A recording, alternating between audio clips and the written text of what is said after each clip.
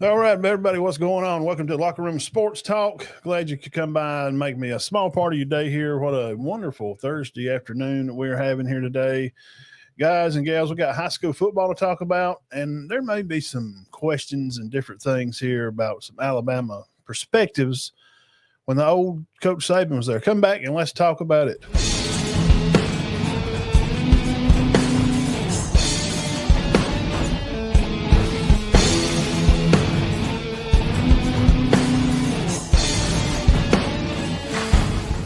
Welcome to Locker Room Sports Talk. All right, and right out of the gate, first of all, we'd like to thank Cherokee Eye Clinic for being our sponsor of the game of the week. Valley Head Purple Tigers will be traveling over to the Purple Trojans, the Fighting Naps over at Gaylesville tomorrow night. It's going to be a great region matchup brought to you again by Cherokee Eye Clinic. Find them on Facebook or CherokeeEyeClinic.net. JR and April McKenzie, all your new frames and eyewear, all your medical needs that you could need for your eyes, go by and see them up on Main Street in Cedar, Alabama, or also in Fort Payne. Thank you to them. All right, hope everybody's having a good day. Kevin Moore, what's going on, son? Good to see you on here. Hope you're doing great. The saxophone man that's heard all across the South. He does a great job. Ben, what you doing up there, yo rascal? You had a question, and I wanted to answer it, and I done got off last week before I got to answer you. So let's see what you got here. This week's high school football games will be important because region games are important. All games are important, Ben. What are you talking about? I'm just kidding. They mean a little bit more when you start getting into region play here. So first of all, the Fighting Naps will be defending their home territory over there at Buddy Knapp Field. Gaylesville, Alabama, small little one-horse town, actually has more land mass than Cedar Bluff, but it's mostly woods, and most people wouldn't know that. So good fun facts for county people if you like to know. All right, last year the outcome was Valley Head 28-14. This has been a good game pretty much over the last couple of years. I think a few plays here or there may have kept Gaylesville in the game a little closer. Valley Head had a great running attack last year. They are a little different this year, but Coach Hammond and the boys are working just as hard as they ever have. They're wanting to come out and represent. And speaking of the Fighting Purple Tigers, Aaron, appreciate him for all he does. When you see in videos of games of Valley Head, Aaron is the one over there putting in the work, getting in the pictures, and putting up the videos of games. Thank you again, Aaron. We do appreciate it, and the kids love it. Appreciate you. So, now we don't pick games, but you like to try to side with the home teams usually. In high school football, home teams usually matter somewhat. And Coach Knapp and the boys are very tuned in this week. Talked to them a little bit the other day over there, and really looking forward to going over seeing a good matchup. I seen this game on the calendar when schedules come out back during the summer. And then I knew I circled it on the calendar. Then it's like I try to make my schedule during the summer based on where Todd's going to be at the home games for Cedar Bluff. Of course, he's PA announcing over there. So I try to get the games that I want to be at. Boom, that was one of them. It's definitely going to be a good matchup. So anybody out in the area over there, everybody's hosting this week. So the county is going to be loaded down with high school football games. Guys, wherever you live at, go support your local community football team. Over at Cedar Bluff, the dean will be over there calling this game. Gaston will be coming in down there. Coach Dupree, new coach over there, saying a little bit about him. Seems he's working on the little things, just saying what I had seen him talk about in an interview he had with Bo Starkey. Shout out Average Joe's. Bo's running all over the county, doing a lot of interviews from Etowah County down to here and everywhere. And it seems like that Coach Dupree is focused on working on all the small stuff and doing the little things right, and that's where you start at in the weight room. And, of course, games are won and lost up front on the line of scrimmage. We all know that. We could tell by that if you watched the Alabama-Florida State game. That's where games are won and lost. So last year is 28-22. Cedar Bluff did win the matchup down there last year. And I think it was on a last-minute hoorah down the field, a big pass and a big play, I think. if I remember correctly, I think that's how it went down. I think it was a close game, back and forth most of the night, and Cedar Bluff had a big play towards the end of the game to take control of that one. Okay, so game 3 here, Sandrock also hosting. Remember, everybody's hosting, so wherever you're at, go to a football game, go see the kids, cheer them on, go to the concession stand, and get barbecue and fries and Spring Garden. Of course, you got to have a steak sandwich. Sandrock's going to be hosting North Sand Mountain. Last year, the game wound up, it was 16-0. Sandrock beat North Sand, and they're kind of in the middle of something at North Sand, and coach, trying to keep guys playing football, and you want to try to keep your team together, and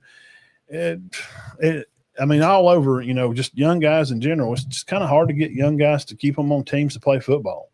It just is. That's just how it is. So this year, a lot of these kids come back. So I look for it to be a good game over at Sandrock. There'll be Coach Nelson's at Sandrock will be his second home game there. So look to see how Alec and the bunch and Stone is going to be catching the ball and throwing the ball all over the field and playing good defense, and see how it turns out for the week of practice. And you go in there and you practice hard, and you put it all out there in the line. And you see how it turns out. That's the payoff is Friday night. The games are fun. Practice is supposed to be hard, but 16-10 was the score last year. Now the Fighting Ragsdales over at Spring Garden, Alabama, they will be welcoming in Ragland. Last year, Spring Garden did win 47-21, and I think, Ragland's in a spot, and most people around here know, to where they may be, they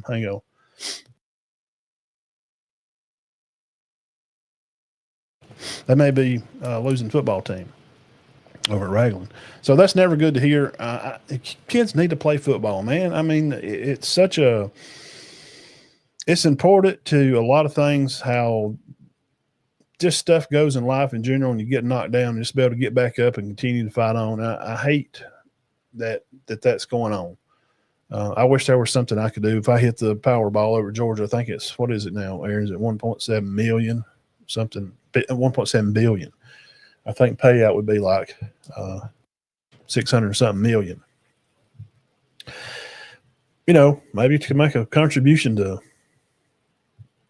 keep young men playing football. Let men, these young boys, learn to be good men through playing football. I think it's great. So that's going to be a good matchup over at Spring Garden. Again, everybody in the county is hosting. Lastly here, and then we'll look at some rankings for the day. Guys, tune in. Don't tune out here. We're going to go through rankings. So the Montgomery Advisor, they link you in there. Some with AHSA and have rankings, and we'll do like 1 through 4A, okay? All right, lastly, Cherokee County, 47-6 over Oneonta last year. Oneonta they're one of the most winningest 4A teams up here in the north. 300 and something games, I think, something like that. They've won a lot of football games, a lot of tradition over at Oneonta. And for the most part, since Coach Kelly's been over here at Cedar, they've taken care of business in Oneonta. When the Bluff was there, they did lose to them during the season. They got them back later on in a later matchup during the season. So I've looked for it to be a good game. And he did bring a lot of guys back. This is not going to be a completely different looking team. And they have another tailback over there. It's like fluff, and this one's the stuff.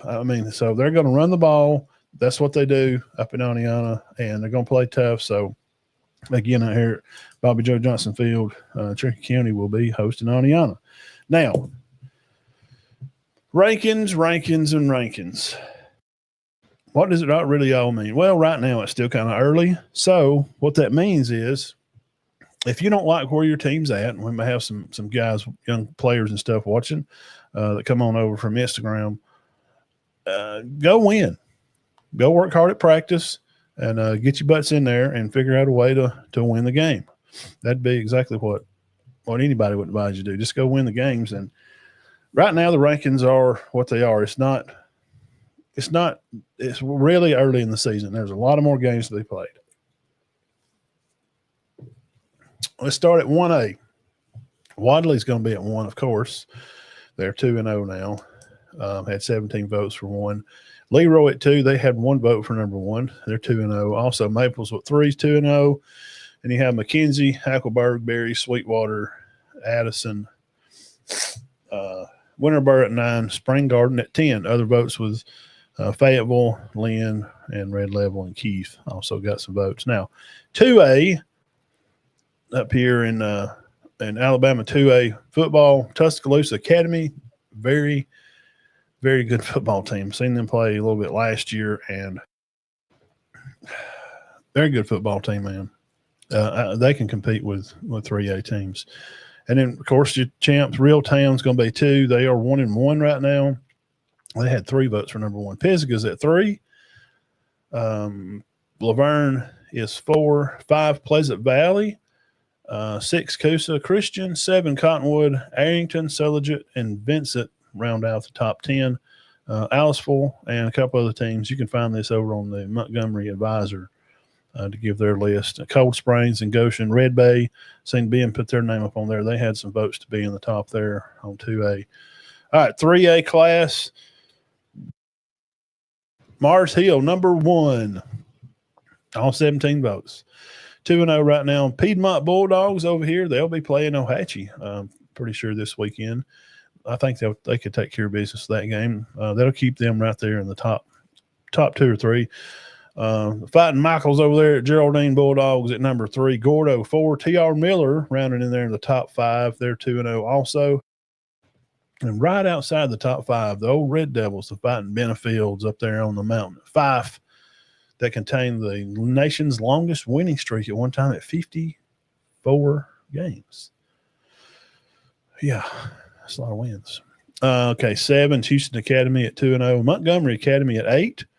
South side of Selma, not south side Gaston, at 9. Collinsville, Panthers coming in after a big win over the Tigers Friday night.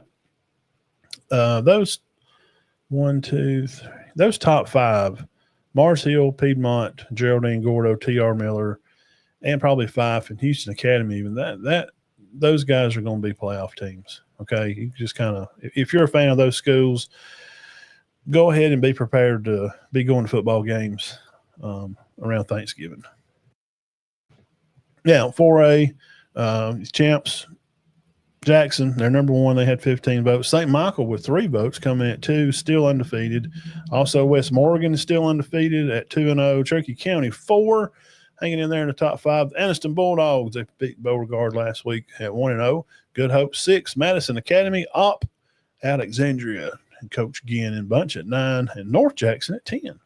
If you don't know, North Jackson back years ago, they had a very quality football team. Good.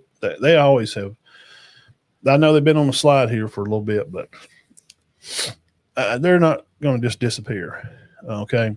Mobile Christian, Hopes Bluff had some votes too. Dashler, Oak Grove, some other teams y'all may know. Madison County, Plainview had some votes. And we'll run through these quickly for 5, 6, 7. Of course, kind of the normal guys. Number 1, 5A, Viger. Then you got Moody Williamson, Fairview, Gunnersville at 5, Leeds. Tommy, my buddy over on Twitter, at 6. He's a Leeds graduate, big Alabama fan. The champs are here. That's what he'd say. 7 is Catholic of Montgomery. And 8, Central Clay. Corner at 9, St. Clair County at 10. Yeah, remember, guys, Corner did bump up to 5. And 6A quickly here, we got Parker at 1, Clay Chalkville at 2 with 5 votes. 1 vote coming in with 1 vote at 3, Saraland. 4 is Muscle Shoals. 5, Hartselle. There where my son lives at. They are 2-0. I'm telling him he had to slide out there on one of his off nights on a Friday and do some reporting for me on this Hartselle team up there. I think they're the Lions. Somebody can tell me if I'm wrong. I think they're Hartselle Lions. I think, because I'm just being through there. I think I'm right. Spain Park, of course, coming down there to 6A now. They're at 6. Pike Road, a good football team at 7. Mountain Brook at 8. That is a team, if you haven't seen Mountain Brook play, it's something you need to, if you're around that area, and you need to go watch Mountain Brook play. the way they line up on the ball and their offensive line shifts, coaches, they do such a great job out there. Very confusing to go play them. They're 1-1 now. Homewood 2-0 at 9. And Benjamin Russell, they are 1-1 right now at 10. Also, Spanish Fort got some votes. St. Paul's, McAdory, Chelsea, Buckhorn. Last, Snow, I think AL.com had Thompson at 1, and over here at the Montgomery Advisor, they got Central Phoenix at 1 with 11 votes at 2-0. Then Thompson has 7 votes there, number 2. Test Task 1 or 2, two fantastic football teams in the powerhouse, known for MTV Two-A-Days from Coach Probst. Hoover, back in the 90s when Coach was there, number 3. 4, Hewitt Trussville. 5, Vestavia Hill. 6, Mary Montgomery. If you don't know, please find out about Mary Montgomery. I got turned on to them last year. They're a good football team. They are really fun to watch. They got a lot of athletes running around all over the place. They're entertaining to watch, man. I'm telling you, they really are. Opelika at 7, Auburn High School at 8, Enterprise at 9, and Dothan coming in at ye old 10 at 2-0. Dothan's 2-0 right now. Okay. And that's kind of that. So, and we'll talk about some college football and stuff. So let's hit the peanut gallery real quick, because it wouldn't be a show if it wasn't without the old peanut gallery. This week's high school ball games, talking about region play. Ben's talking about Red Bay traveling up to University Charter game will be played at West Alabama Tiger Stadium. Very interesting. Last Tuesday night show, I do a big college breakdown into the weekend. Ben asked how many, because we was talking about Florida State, and they had like 50 or 60 new players. I mean, they had like a couple of guys left from last year's 2-win team. New coaches, Coach Norvell just cleaned house, and they did a good job in preparing for Alabama. Basically, they just showed up and played hard. Basically, it's about nothing fancy about what they did. And Ben, you had asked me how many players are left from Saban's team to this DeBoer team. Oh, less than 10. There couldn't be many. I mean, starters, I'm maybe 5 or 6 maybe. I'd say less than half the starters. Now, there's some guys, of course, in each recruit that they're on sideline and stuff that don't play a lot. But, I mean, still a lot of these guys, sophomores, were recruited by Coach Saban. Like Ryan Williams, he was recruited. Coach Saban recruited him. And a lot of these guys that are playing, he recruited them, but he retired before he really got to see them. You know what I'm saying? He had already retired before they started. And they almost lost him. And Coach DeBoer got to keep him around. I think Milroe was part of that. And they built this Lank brand and come up with some YouTube stuff, networking, the new wave, him and Bach, to do this podcast they do, every week during the off season and have some of the players on and stuff. I think that helped keep him around. So I would say less than half the starters, Ben. I'm just making an acute guess. So that's kind of what I think about that. So there's the rankings for the high school stuff. Good luck to all the teams in the county. Gosh, I hope everybody can win, and I think everybody. I really do. Let's see. Yes. Yep. And yeah, so no, wait a minute. All last year when all these teams faced off, everybody won except Valley Head had beat Gaylesville. But everybody else did win. So we wish all the luck to all the players in the county and hope everybody has a safe Friday night and come out on top. And I think we got a good shot to bat 1,000. What do y'all think? Now, again, thank you guys for coming by and hanging out with me here. Hit the subscribe button if you haven't already become a member. This is just like programming on your favorite TV channels. We're watching YouTube. That's what people do now. People don't really watch TV. And I'd appreciate if you'd hit thumbs up over there on the old Facebook. We appreciate you. Get the stars over there, and it's like 99 stars is like $1.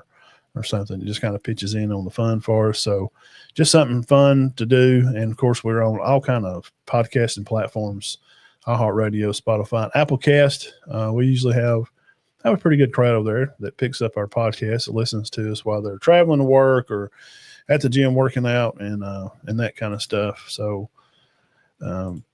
we can't be too far behind. We have to thank one of our other sponsors too, Warrior Gym. Call John, find him on Facebook, go over there and find the Warrior in you, 256-266-4333.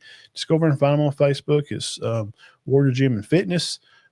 The mighty Fred Davis, a Mr. Rome, from over here on the east part of Cherokee County, is a part of the gym there, and he's doing like special fitness stuff and training, all kind of stuff. So call John and get your membership set up. Tell him I sent you. Say, man, I was watching the locker room. Big Matt said, call you over here about a membership. Call him today and see what kind of discounts and what kind of stuff he's got going on. They do have pre-workouts and that kind of stuff and hoodies.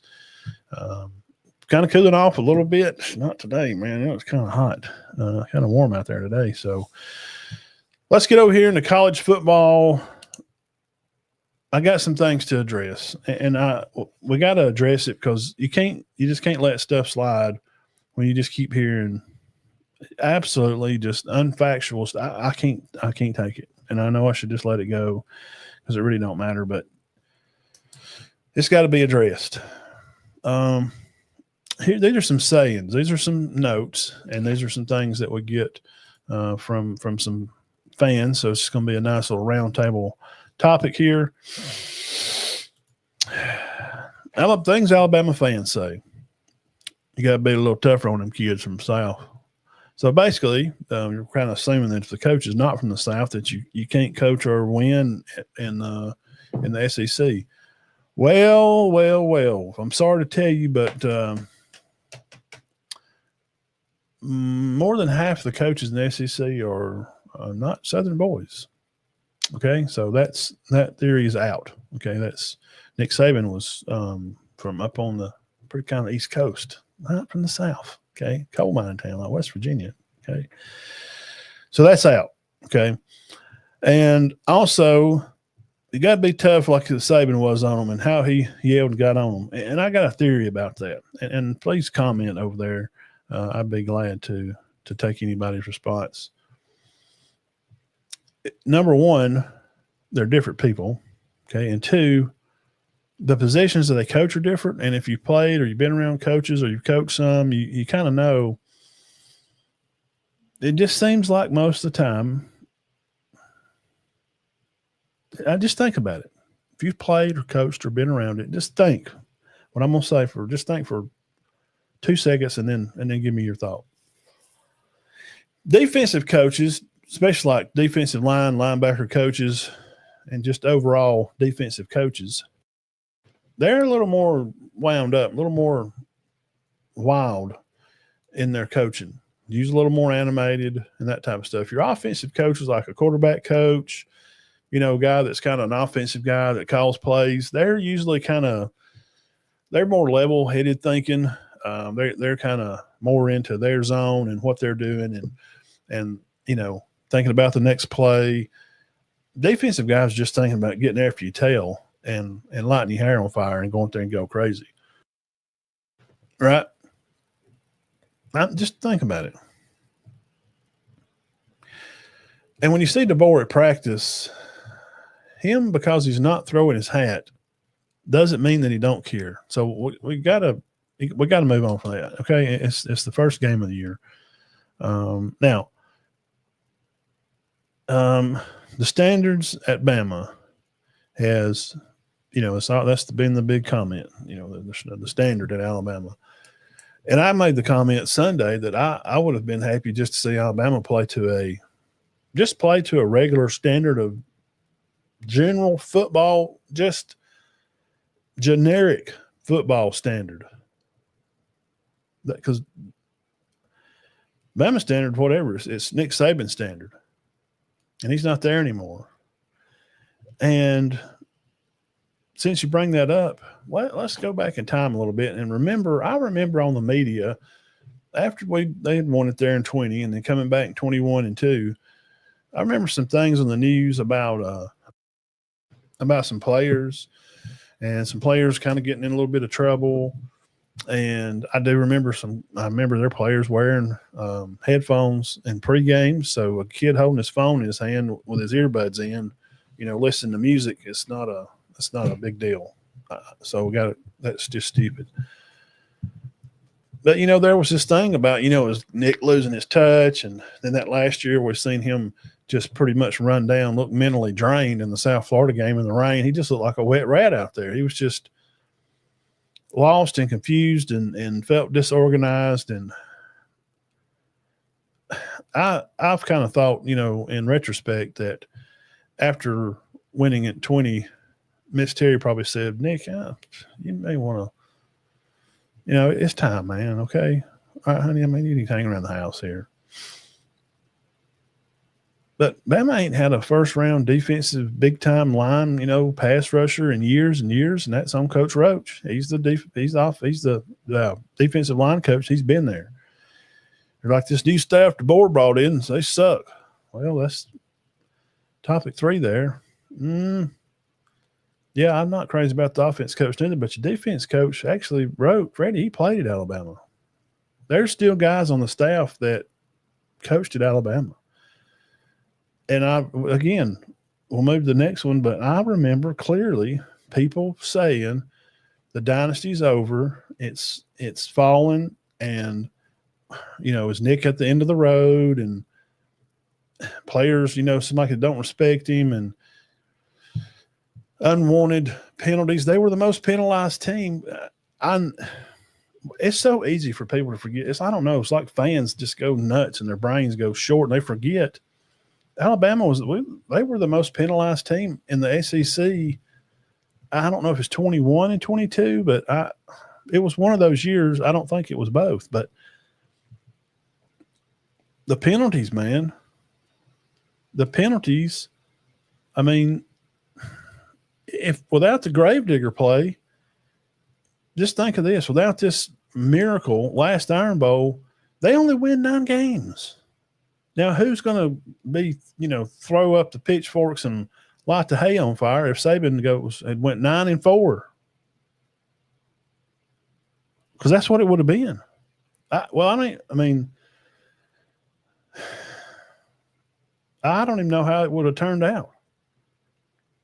What would their season if they'd lost that Iron Bowl? Have you thought about that? People they forget so quickly that Nick Saban he's won so many games. They put him up on this shelf that he's like that mythical guy that, could never do wrong, that we always have a local legend or something. He hit that ball 742 feet. I seen him hit it out in the river over there one day. And honestly, he just hit it over the fence, but it was a huge hit. And the story gets stretched and stretched and stretched to where it's like Nick Saban never done wrong. The players never did videos. The players never danced. The players never had fun. I know his commercial says no fun. It's in the rules. It's right here. See, no fun. I know that's in the commercial, the Verbro commercial, but that's not real. So stop comparing. And Nick Saban was human too. And towards the end, he lost his staff, and the players things had just started changing, man. That 2020 title was probably the last of kind of an era, of football. NIL collectives bargainings had changed. There had already been portal stuff, but now kind of guys are starting to get where they were just going to move whenever. But, now they have 2 days that they can leave. So we got to get over that standard at Alabama. It has dipped. It's been dipped since when Nick was there. It had been dipping. Now, let's see. Sources say, this is the last part of it, and we'll talk about some games. This is from sources, and some of you probably already heard this. Friday night into the early morning hours of Saturday, down in Tallahassee, that some of the players had Grubhub in and had girls in the room at 2 a.m. So if you want to be a drunk fan, players, and I know none of their players are watching this, honestly they shouldn't be. They need to be getting their mind right for the game. But if you want to be a drunk fan, then go buy a ticket. Okay. But if you want to play, then you need to be there to play. You need to have some kind of pride in what you do, because the program that you represent is about way more than you. It's about people that came 100 years before you to set this idea of winning football games. And it comes with a huge part of putting on that crimson jersey and the helmet. There has to be some kind of sense of pride. And not all the guys I know on the team are from the state, but guys, they did a grade out like they do every game, this Pro Football Focus. All of the board, all the guys that come with him, all graded like the highest in their regard where they are. Then Saban's guys did that. So what does that mean then? It means that the guys that are DeBoers that come with him, they respect him. They played for him. They understand what he's trying to do. They know that he has their best intent and heart, that he wants to win. Why would he want to go lose games? That's just crazy. So why is his players doing so well, but then these other guys are not? We've seen guys jogging from Hubbard to Lawson. We've seen these guys jogging around. I told Dean during the game, I said, they look like they're drunk. Was these guys up drinking all night? And he said, why, surely not. I mean, they had a game. It's 2:30 game too. I mean, this. And I told a story Sunday about them finding Russell's wallet down there on Bourbon Street. Paul Feinbaum found it at 11 mid-clock or midnight or something. He was in a bar passed out, the quarterback at LSU, when Bama played them in the rematch for the title game. He knew then. He picked Alabama to win. He said, them guys ain't ready. We done beat them one time. So it seems to me, lastly, to wrap this up, they went out, super huge big head. This guy, they won 2 games last year. Obviously, they didn't do any studying like I did, because it didn't take me about 30, 40 minutes to find out all the players they had and hit the portal and got all these new players and new coaches. That's not the 2-win team. That team that beat Alabama is not the 2-win team that last year. Those guys, that team did not lose 10 games last year. They're all spread out and graduated. And when they come out and scored first, and then Florida State scored, and then they try to go back down, and things that kind of go, Florida State bowed up. They bowed their neck, and their fans got fired up. And that's a tough place to play. And McCarron standing there on the sideline said it was rocking in there. They were fired up, because that's the last point I wrote down here. Bama's Super Bowl. It was rocking down there. Bama took them for granted. Seemed like they had a little too much fun the night before.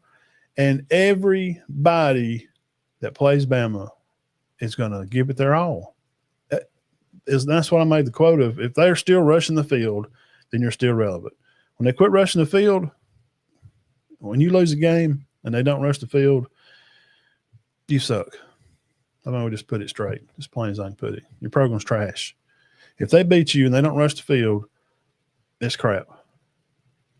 That's Florida State's Super Bowl. They had nothing to lose, nothing. Those are dangerous teams, man. They won 2 games last year. He cleans house, all new players, all new coaching staff. If they lose, well, it's Alabama. The media's going to come out and say, well, he gave it a good try, and Bama goes in and wins 36-21, or 36-30. And Florida State put up a decent fight. Coach Norvell probably have a good year this year. But that ain't what happened. Because these guys do not understand it. And maybe the staff don't. I want to assume he's a grown man, that the staff, DeBoer, and these guys understand everybody that lines up on that schedule this Saturday. If you don't think Coach Vincent at La Monroe don't want to beat Alabama, you're crazy. You're nuts. This guy coached under Coach Clark at UAB. I did a whole breakdown on him Tuesday. You can go back and watch that show. This is a good football team. The receiver, Griffin, the McReynolds kid that runs the ball and catches out of the backfield, the Armani quarterback. This guy's a Coach Paul Bear Bryant Coach of the Year. If you don't, last year he was Sun Belt Conference, I think the first ever. So if you don't think that Coach Vincent, that coach with Bill Clark at UAB, and he coached with Coach Womack at South Alabama, first they know each other, and you don't think he wants to get one over on his old buddy, you're crazy. It's everybody's Super Bowl, man. When other people schedule and they go down and find Bama, they circle that game. Other fans don't want to tell you that because they're haters and they're jealous because every other team hates Alabama because they win. They're jealous and they don't want Bama to win no more. They're sick of them winning. They're sick of the news headlines talking about them. They're sick of hearing about Saban, and they're just obsessed with Alabama losing. They can't even enjoy their own programs. And now you thought Saban retired. Golly, I can get back to watching my team, Missouri, or I can start focusing in on Georgia again, or Auburn, or No, they come out and have a good year last year, beat the brakes off LSU and Georgia. They're two big rivals, and thumped Auburn and made their players nearly pretty much quit. People hate Alabama, and every time you go on that schedule, that's their Super Bowl. That's the game they want to win more than any game. So all this stuff just adds up to one thing. It's the first game. They have to take a little more pride in their program and what they're doing.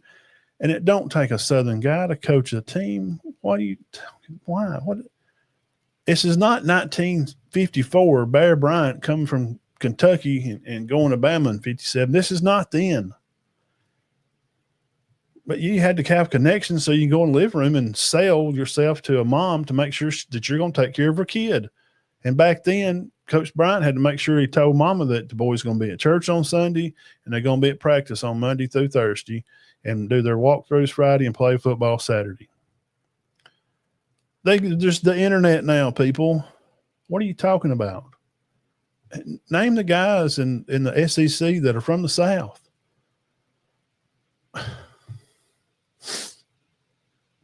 I ain't going to go through all of them because I'm ready to move on. But there's not that many. I know Billy's from down here, and we know Kirby is. Lane is not. Sark's not. Coach Pittman is from the Midwest. Brian Kelly's not. Heupel's not. I mean, he's a Midwest guy.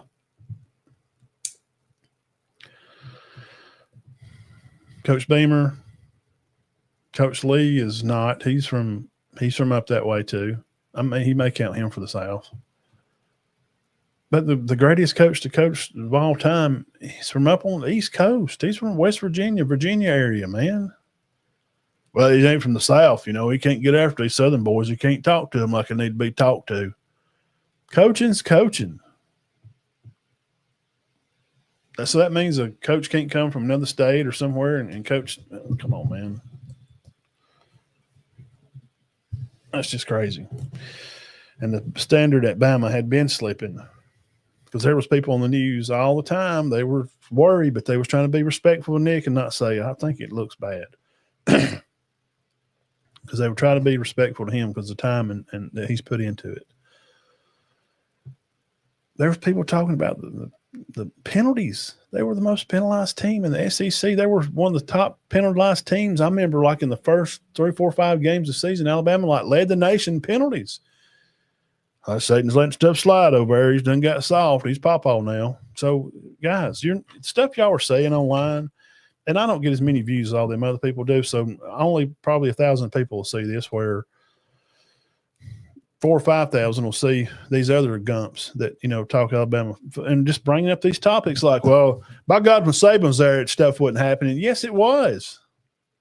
You're just saying stuff so you're just going along with the flow of everybody else so you can just get clicks and likes. I don't do this show for clicks and likes. I do it because I love the game and I just like interacting and talking with people.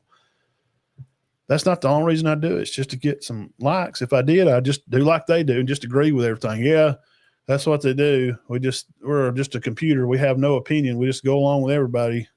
Nick Saban never let anything ever happen wrong. No kid even farted in their classroom seats when they were at Alabama. Nick Saban never let anything happen. Shut up. We got to stop that crap. That's just stupid.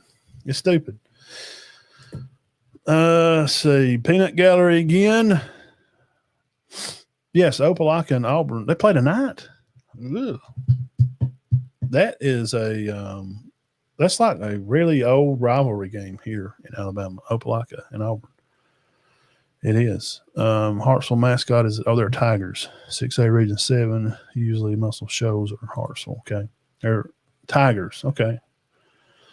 He was reading a story about when Bear Bryant, named the new coach at Alabama, had to kick a player off the team for missing a team meeting.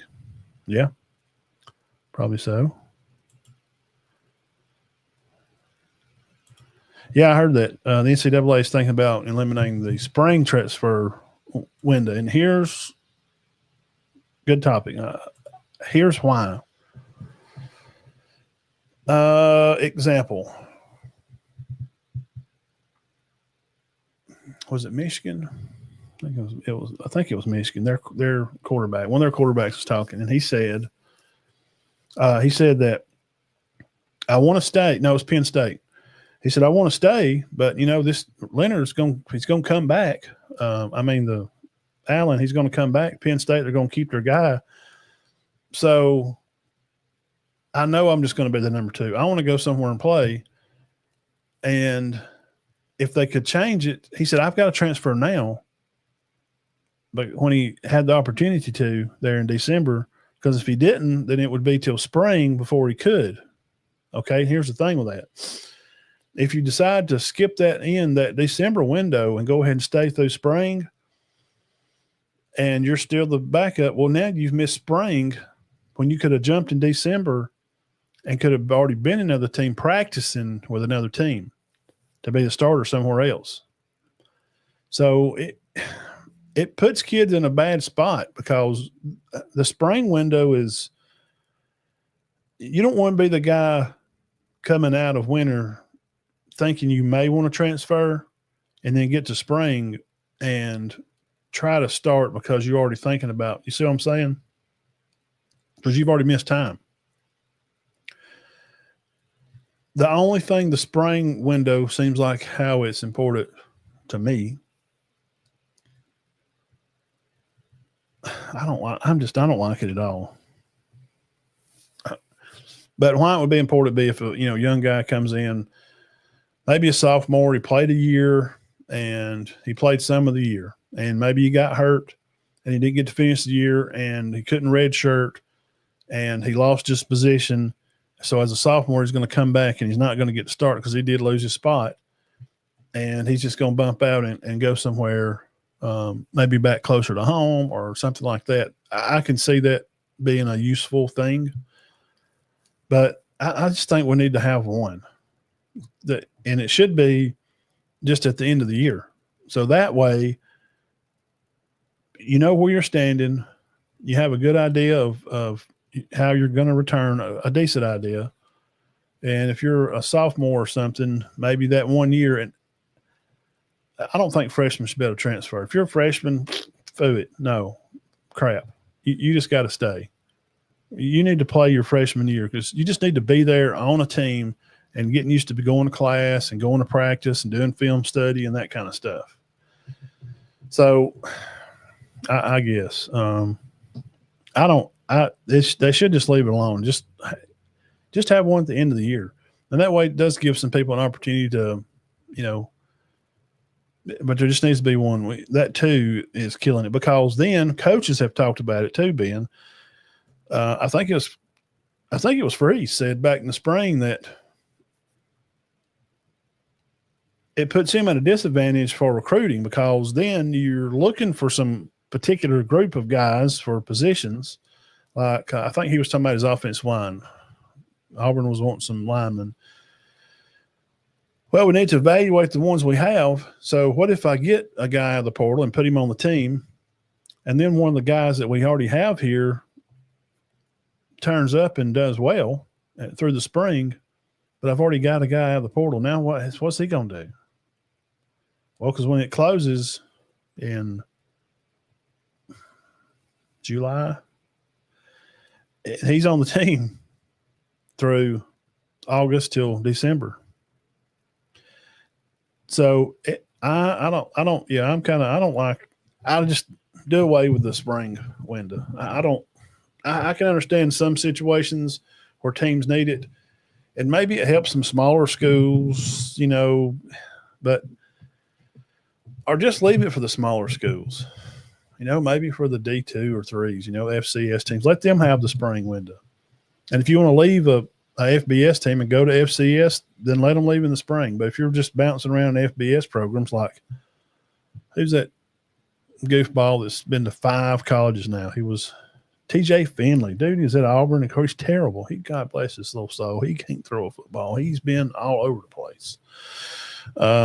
They're thinking about getting rid of the spring transfer window and having just a 10-day window starting in January. Well, then that ain't going to help. I wouldn't have that. Because that's going to be before the title game. Because the title game is going to be when? The 10th or something? So they'll open at the 10th, the 2nd, run through the 12th. So it'd be like if you, played in a bowl game, because January 6th is the big games.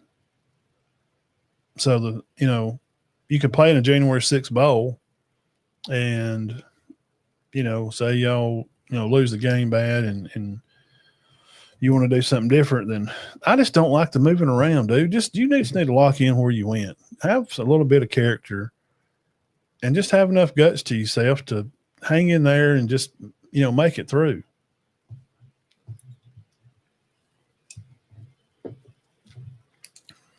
Now, let's look at some daggum matchups. A few of the matchups here for the weekend. On top here, Bama's favored by 36. They're ranked 21. They're going to play La Monroe, Coach Vincent, and the boys on the SEC Network at 6:45. Bama should. I told you the other day on Tuesday I would take it. I'd take Monroe on this. I think Bama wins by 28, not 36. I'm just saying. Arizona State's going to be at Mississippi State. So one of our local guys, Oneonta man over here, Fluff Bothell over here, they'll be playing Arizona State. They're going to play at 6:30. Should be a good game. Arizona State's favored by 6.5 points. Also, South Florida going to the Swamp. They're going to be on I think they're on the SEC Network too. They're going to kick it, and then Bama and La Monroe come on after. So get on the SEC Network about 3:30 and watch South Florida play the Gators. South Florida's not bad, dude. Well, we watched them play this weekend. I'm just saying, he shouldn't beat Florida. Shouldn't. They got some ball players, man. They got some football players. We had a big spiel about Michigan going to play at Oklahoma. Number 18 Oklahoma, number 15 Michigan. 6:30 on ABC. Oklahoma's favored by 6.5. I guess that's because of Oklahoma's defense, maybe. We did a spiel about Mateer and Underwood. Again, you could watch that on Tuesday. We talked about them too. The QB elite matchups, that video, and we broke down La Monroe.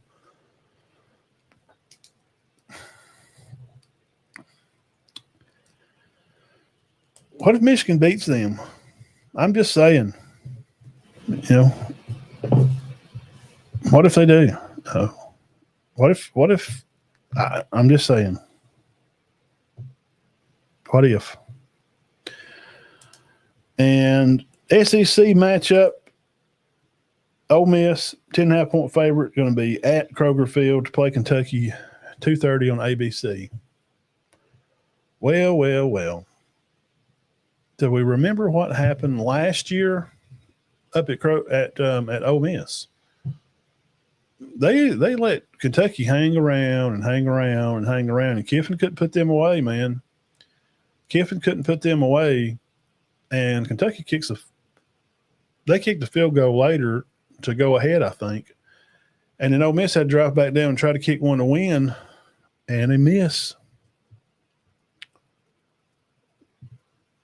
So this is a big revenge game for them, man. That loss probably kept Ole Miss out of the playoffs. I mean, it's just going to be real straight.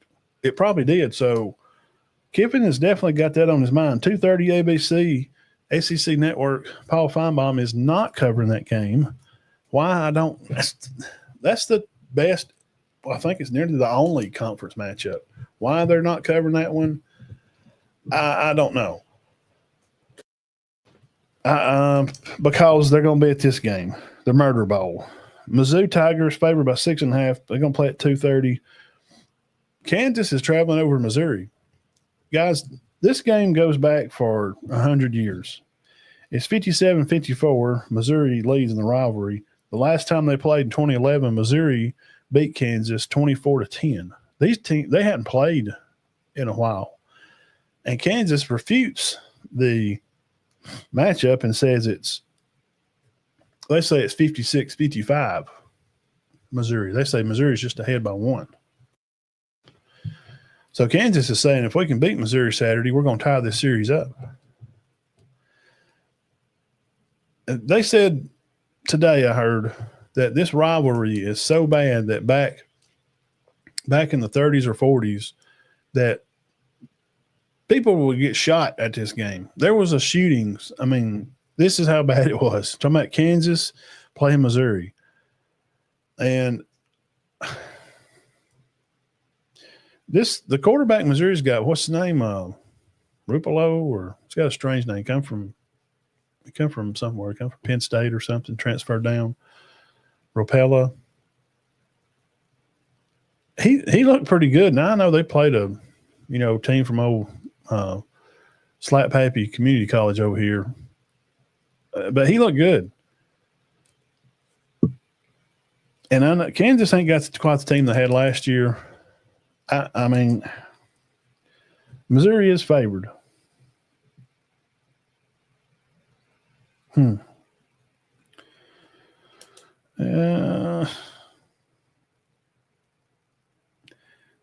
don't know. I think there's a few good games. I mean, it's kind of a bonker weekend, but I'm just thinking about that game. Does Kansas have a shot?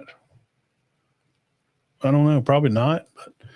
But so Kansas at Missouri, South Florida at Florida, Arizona State at Mississippi State. Of course, Bama and La Monroe, and Auburn plays Ball State.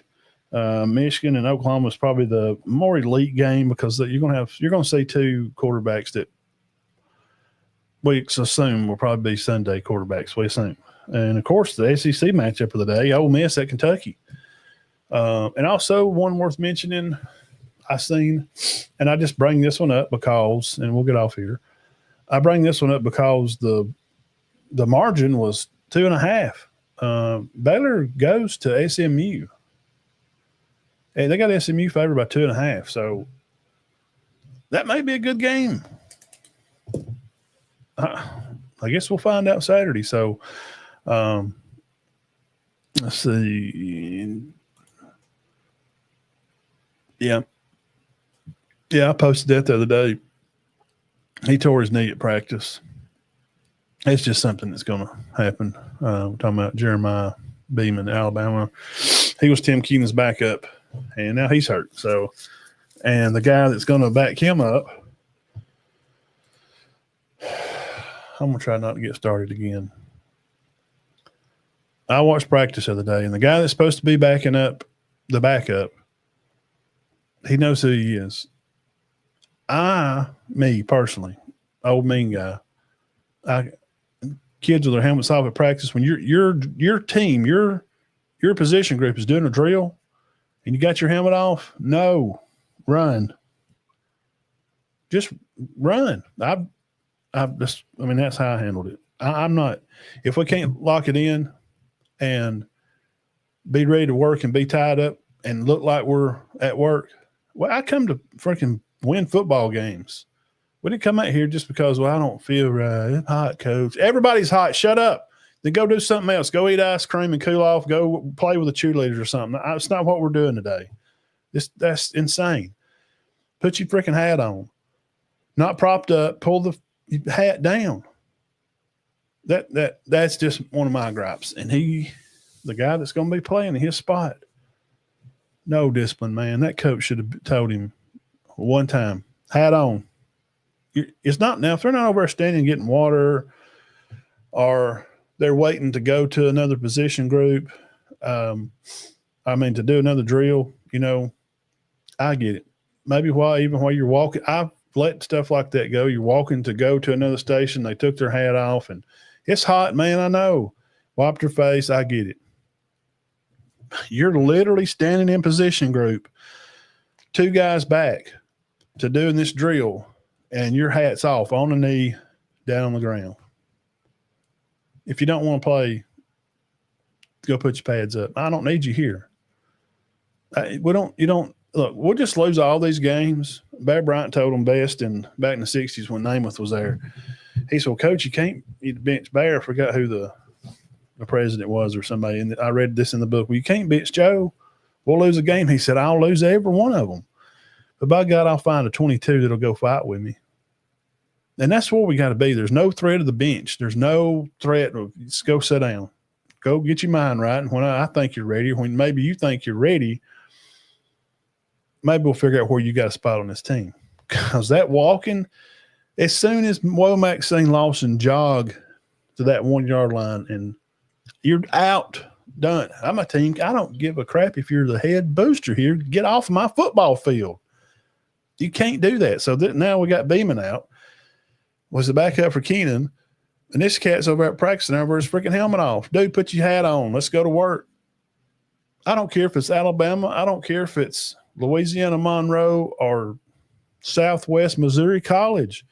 You're out there to practice. Act like you care. If not, get out of the way. Let somebody else do it. We're going to go check out the Clemson and Troy. Yeah, that should be pretty good. That'll be this Saturday. Morris Hill. Yep, Coach Higgins and Peyton Higgins plays at Troy. Okay, so Daryl's son plays at Troy, and that's what you're saying. And, of course, we know that Logan Anderson plays at Clemson. Okay, cool. Yeah. Alabama, Arkansas State, the Battle of Arkansas is this area. Arkansas State. Okay. There's another good rival game. So that's the thing, since this stuff has changed up this year. Like this Kansas, Missouri, dude, they ain't played since 2011. That's a long time not to play. That's pretty interesting. Yeah, appreciate that, man. Arkansas and Arkansas State. So the slobbering hogs, the Coach Pittmans, I like him, man. They're going to run him off. They are. And I like him too. I do. Think he's a good coach. Love to have him. That Bama coaching offensive line. Y'all pay that man. Go get him. Go get him out of that. He don't want to be head coach over there. You got old motorcycle wrecker over there. Let him go ahead, Patino, whoever he is. Let him take it back over, old neck brace. Bring Pittman and that slobbered hog mentality, old mean, old school, just go out there and crack open a Bud Heavy. Old Red out there on the front porch, talk about football, shooting deer, dipping skull. That would be great. I'd take him as offensive coach. Who else is with me? All right, guys, we've been on long enough. So, again, everybody go win this weekend. All county. Be interesting. I'll be over at Gaylesville Friday night. Welcome in the Fighting Hammonds over there. Coach Jody, Aaron, we will see you over there tomorrow night at Gaylesville. Autographs will be free. Thank you, guys. Love you. God bless you. Y'all have a great weekend. See you back here Sunday night at 6 o'clock. Don't be late.